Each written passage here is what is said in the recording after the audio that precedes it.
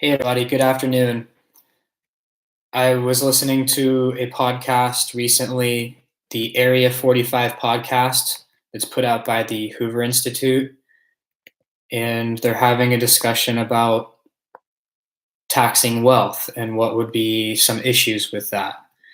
They're not actually talking directly about taxing wealth, but they're critiquing some wealth tax proposals that have been put out.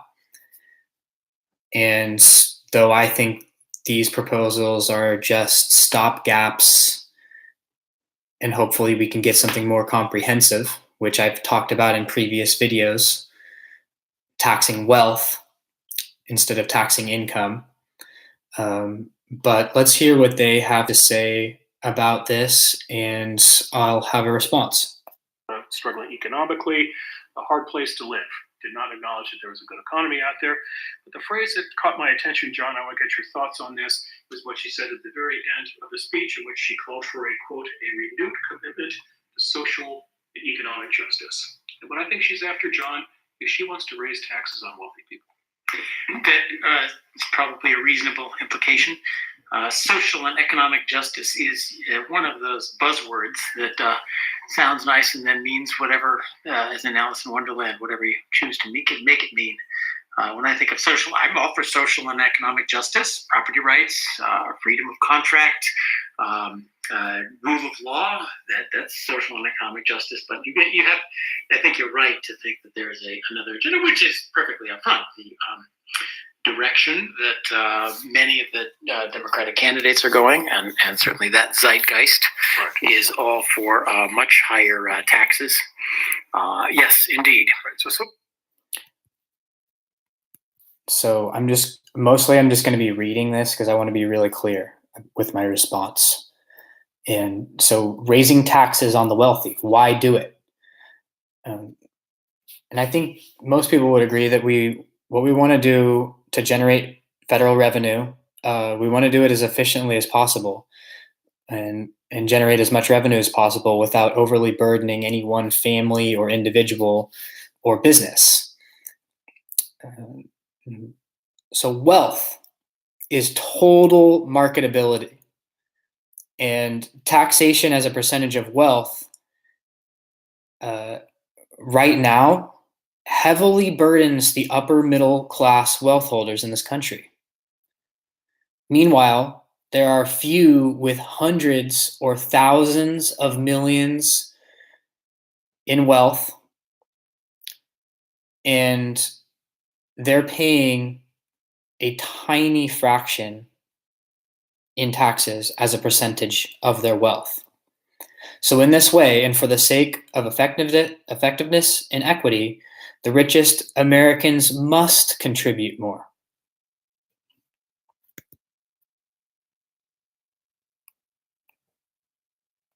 Right, so let's go to economic justice as it is.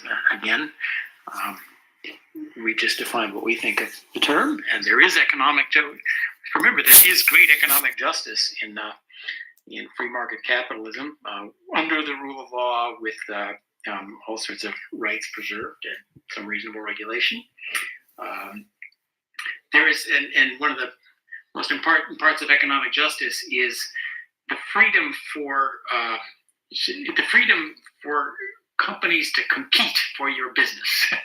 The best defense you have against somebody taking advantage of you is multiple competitors trying to get your business. But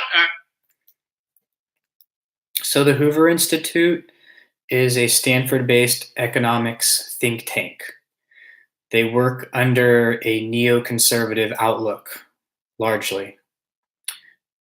And what this is going to come down to is a disagreement about the underlying assumptions being made. I'm not willing to assume, as they are, or at least to the same degree that they are, that deregulated free trade is always the best and that governments are always the worst and they'll always mess it up. Your business. But you wanted to let's go to high taxes. That's really what we're dancing around higher taxes, aren't we now? I've got bad news for you, John Cochran. The presidential election is not for another 21 months. So brace yourself. You're going to hear a lot about high taxes between now and then. Elizabeth Warren, soon to formally announce her candidacy. She's rolled out a proposal for an annual wealth tax on households with a net worth above $50 million. And her plan, John, would focus on accumulated wealth as opposed to income. Bernie Sanders, soon to be running for president, hasn't announced yet, but we assume he's in the race. He wants a tiered inheritance tax that would begin at 45% on estates worth more than $3.5 million, John, and they get 77% on estates valued in excess of $1 billion. And then there's that economist, Alexandria Ocasio-Cortez, who wants a 70% marginal tax for individuals with annual incomes over $10 million. So these are all progressive wealth taxes. And, these guys are going to go on to say, to me, that sounds like a good idea. And to them, it sounds preposterous. And they'll explain why more as the episode goes on.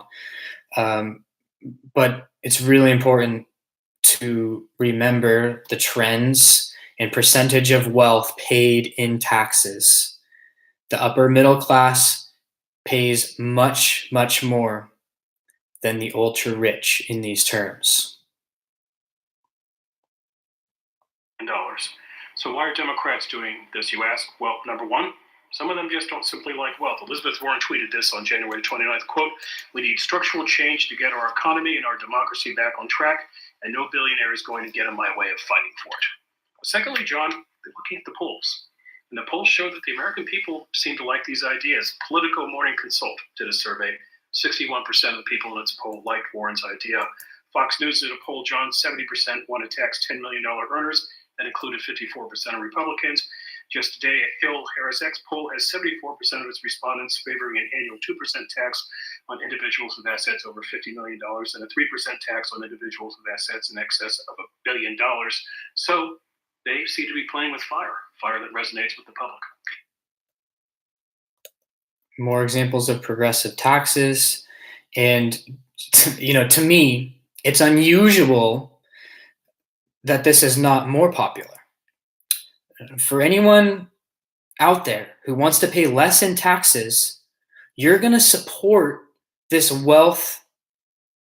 change to a wealth tax because 95% of people are going to pay less.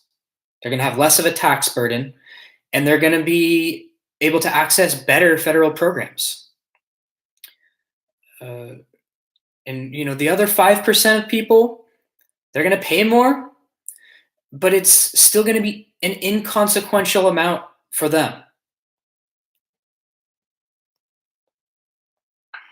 Yeah, let's get to the details of these taxes.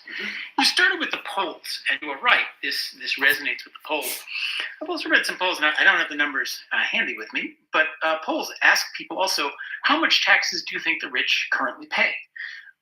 And those polls are off by huge numbers. Most people say, they're probably paying 30% of their income, maybe 40% of their income. How much should they pay? Half of their income goes to the government. As a matter of fact, America has already one of the most progressive tax systems around the world. We are far more progressive than most of supposedly socialist Europe.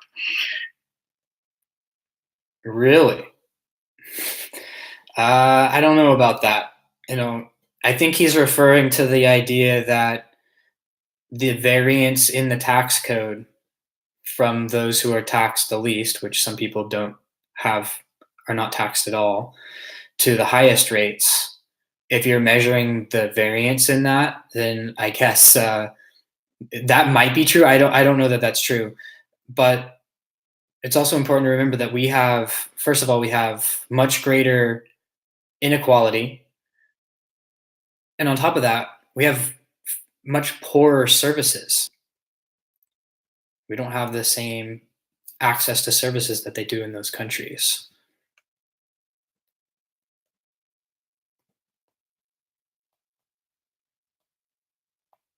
At the federal level, on top of the current 42% marginal rate, right there, plus state income tax, plus local income. So, number one, you cited the polls, but it is a fact that most people in these polls don't know how high tax rates on high incomes already are.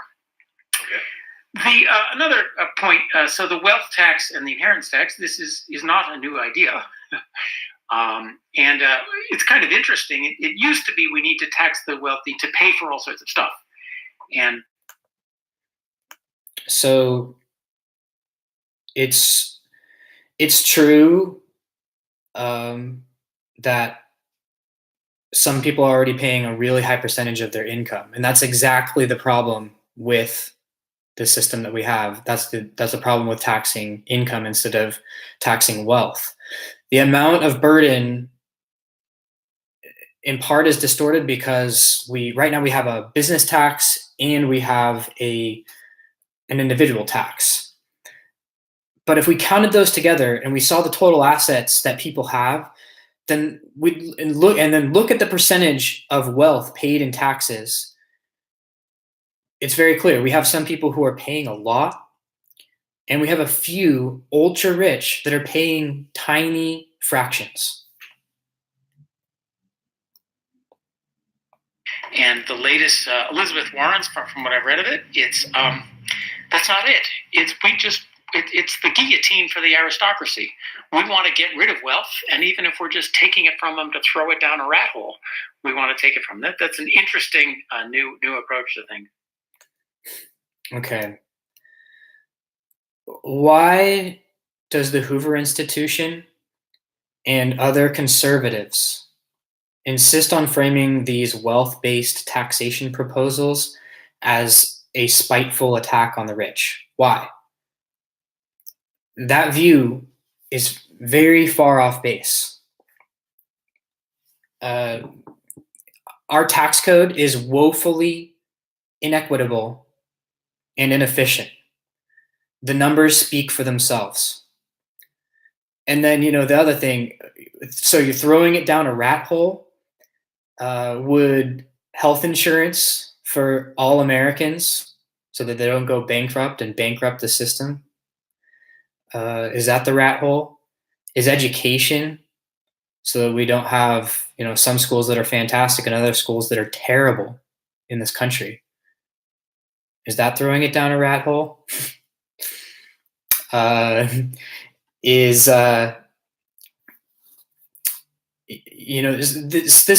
is a faith beyond reason with the ideology that the government is always bad, because we can easily pay for these programs, and it will not even be a pinprick on those whose taxes will be raised. But it's got to be a precisely graduated algorithmic code for taxing wealth. That's how we do it.